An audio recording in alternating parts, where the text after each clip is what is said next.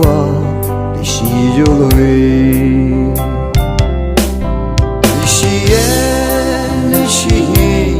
you call the power of you to hope you fall alright alright okay my young darling really sura that darling anya li shi mi sayo ti sare bu malaya tu khai tây rồi chỉ vì mà đã hồ dư với đâu mà với lý sĩ hờ nghe đu nữ ý là lúc sơi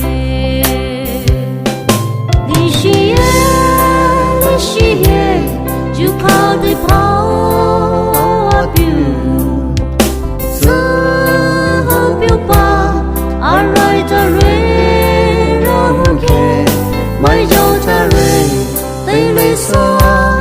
đã ta rê anya ni shi promisayo ti sa ne bu balai api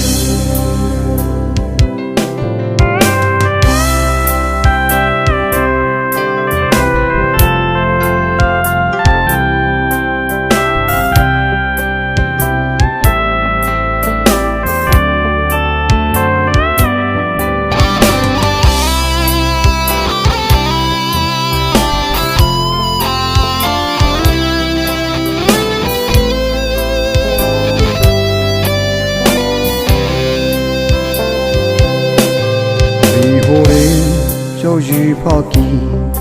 vì hi ngao mô dư ga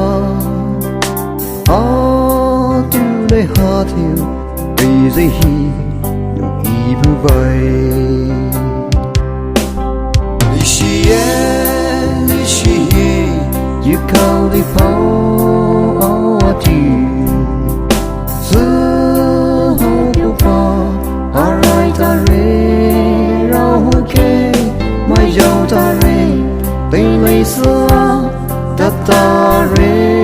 ana li shi mi sayo ti sa re bu malaya tu